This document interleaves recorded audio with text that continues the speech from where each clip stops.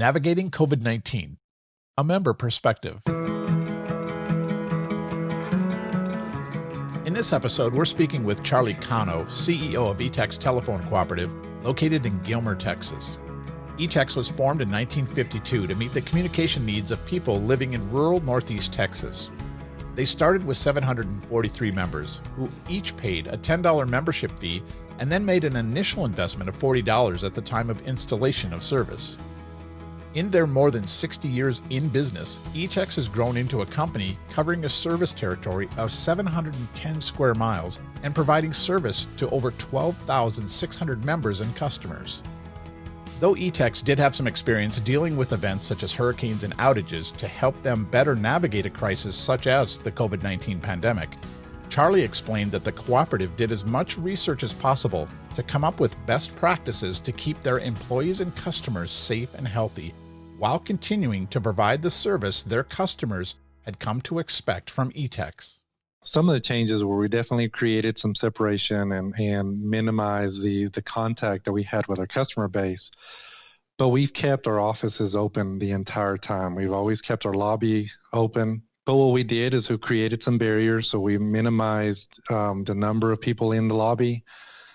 We had gone through a very recent redesign and remodel of our front office where we created a glass front. And so, we did that more for security reasons, but that also lent itself to be very effective as far as people being able to walk up to the glass as well as our drive-up window. And we could still deal with the public. They could hand off equipment underneath the glass, but there was still that barrier and protection. As far as the technical support, we had also a service which is kind of similar to a Geek Squad. We refer to it as Techspert, where we do mobile device repair, glass repairs, batteries, change-outs, that sort of thing. And customers were used to dropping those devices or laptops in for virus cleanouts at one of our other office locations here on campus. And so we just took that service to the curb. So we put some signs out to the curb. The customers could either dial in or honk. Funny enough, they would honk sometimes, and we would just walk out there with the proper gear. So we were able to still maintain the customer service and attention that has separated us from our competition, and it's given us name recognition over the last few years. So we were able to maintain that kind of in a new protective way. So it was kind of interesting how the employees stepped up and were able to maintain customer service, customer support, but adhering to health best practices. For the field guys, construction-wise, not much has changed. We continue while they're working outside. There's a lot more space and there's a lot more flexibility as far as the social distancing is concerned. So nothing much has slowed down on construction and build out into, either overbuilding and replacing old copper plant with fiber optics, which is a big focus, but also going into new areas and going into new towns. That hasn't slowed down very much. Our technicians, other than them having to wear the proper gear, going in with face masks into customers' homes, businesses, they're still doing their job. So our progress has not slowed down that much, but definitely the things that we're doing behind the scenes, the biggest impact is how human resources, how we're taking care of our employees. Anytime there's any kind of a potential contamination or scare, we go above and beyond to get them tested, to self-quarantine if that's the safe practice to do. So, the biggest change is just kind of the mental and physical health of the employees and managing that a lot more progressively than what we used to. But as far as the employees' jobs and what they do day in and out, other than, initially working from home and then slowly we started bringing everybody back into the office, the productivity has maintained a pretty strong level for us. And so we're very, very fortunate about that. And again, that all goes back to the employees and just their dedication and believing into the culture of the company. Charlie also spoke about how the pandemic has affected their local community in Gilmer, Texas, and what ETEX is doing to show their support for local businesses. Restaurants, local restaurants definitely felt a lot of the losses in just traffic and revenues coming in So it was a negative impact for a lot of small businesses, just them having to be not being essential entities in the beginning and just having limited traffic. So one of the things that we did is every week we would go out to different restaurants and we would buy food and bring it into our employees. So in order for us to kind of pass that around, we targeted different restaurants and gave them business in the form of just catering to all of the employees here at ETEX. So it was one way to show appreciation to the employees that were going above and beyond and having to handle the stress of still having to maintain their position, maintain a good attitude towards our customers, and also giving money to the local restaurant. So that was one thing that we did. Also, promoting for businesses that were open, we were promoting shopping here local. We sponsored some advertisements so we can just keep reminding the public that please continue to shop local wherever you can. So we definitely partner with the community. We partner with the Chamber of Commerce to try to bring a lot of focus to those companies that needed it the most. With the pandemic and virtual learning causing many schools to rethink their processes, ETEX was thankful for their already strong relationship with local schools in their community. Charlie spoke about the programs already in place for students and how those programs can help should schools have to continue virtual learning for years to come. For several years, we've always known that, some of the local schools, they had a challenge with the summertime where especially first grade to fourth grade, students will kind of lose a lot of their knowledge. And, especially a lot of the early years, first grade, second grade, when you're really critical, they're teaching them how to really learn reading and writing and that sort of thing. So we had partnered with one of the schools last year where, we were willing to give a credit of internet connection to kids or families that they targeted as being potential individuals that may have what they refer to as summer slide, and that is, their knowledge is kind of slipping away or sliding down to the level that when they came back to first grade or second grade, they spent so much time just trying to bring them back up to where they left off in the previous spring. So we partnered with the schools, and the way that we partnered is they picked the families that they felt needed this the most, kids that needed this the most. We gave discounted internet connections, free installations.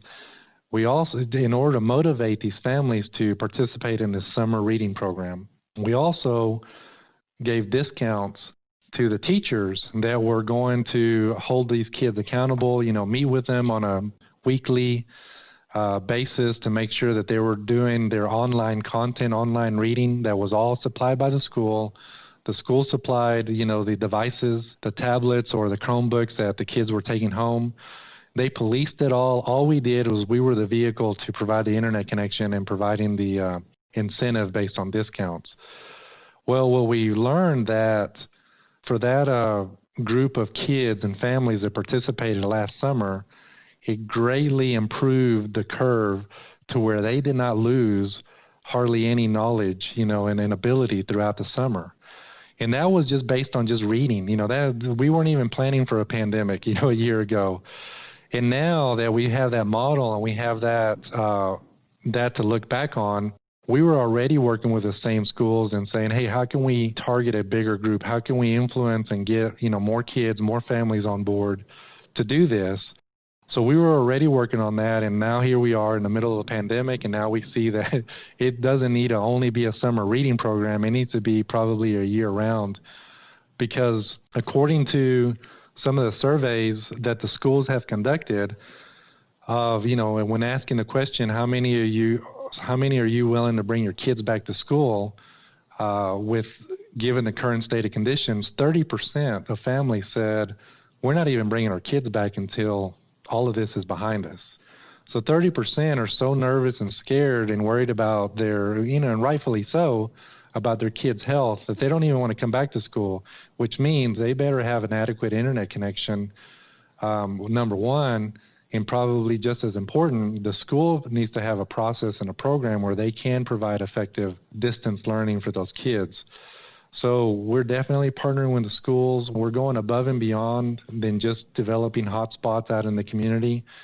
We're partnering with them where we're providing incentive and better connections and allowing the schools to police that and manage that for us, where we're just letting them take control and making sure that the kids are using the internet connection for the right things. We're all about partnering with schools. We're not, like any business, we're not going to give internet out for free when it's only used for entertainment, but we definitely want to partner with schools when the connection is vital for educational purposes. Teachers always kind of get left out. Everybody gets into the conversations about how they're underpaid, and we definitely believe that that's the case. But they have a hard job. Sometimes the teachers may be doing everything right, but the families may not have the focus that they need to promote that engagement from their kids. And again, it's not to say that they're all bad families or bad parents out there. Their focus may be, hey, where are they getting their next dollar? Where are they getting their next meal? So they may not be giving the kids the focus where some families have the luxury of just being able to spend study time with their kids, where others are just constantly working 2 or 3 or 4 jobs. So we recognize that. We know that it's not a one-size-fits-all, so we wanted to provide credits where it made sense, provide incentives, and just trying to find a happy medium for everything. Understanding how to navigate the pandemic has not been easy, but Charlie shared his advice for other organizations working through this difficult time and his appreciation for ETEX staff members and their continued efforts in serving customers. The advice I would give is keep encouraging this level of engagement with your customer, with your community, and look for those small victories. Don't expect everything to be done in a week from now or a month from now as far as all the pandemic to go away. So you got to focus on the small victories. You got to focus on the individuals that are doing things the right way, that have a caring personality to do their job right, to give to the community, to do it the right way. So we focus on all these small victories. We appreciate when customers send us an email, a kind of an attaboy email over an installer or a technician or a customer service rep that really treated them well, and we celebrate that. So we celebrate every small victory and every example of just doing things the right way. And I think that if you do more to celebrate those small wins, it makes the whole challenge and the whole pandemic a little bit more easier to handle. It means a lot, not only personally, from just an accomplishment, but just the whole, I guess kind of like the prideful parent feeling of just the fact all the employees are taking pride in the company and what we represent for this community. We all kind of came from a place, a lot of telephone companies, a lot of utility companies, they kind of came from a place where customers just kind of came to us and we didn't have to work hard to be a service provider, to change in a mindset of, hey, we have to deserve it. We have to earn the respect. We have to earn customers' business. And fortunately, we changed our culture years ago towards that. And the kids, I'm referring to my employees as kids. I guess that's not a bad thing, right? They have taken that to heart, and they definitely understand the value that we bring to the community. The better that we do, the better that we connect families, businesses, the fact that we get to influence economic development by having, state-of-the-art facilities out here in this area.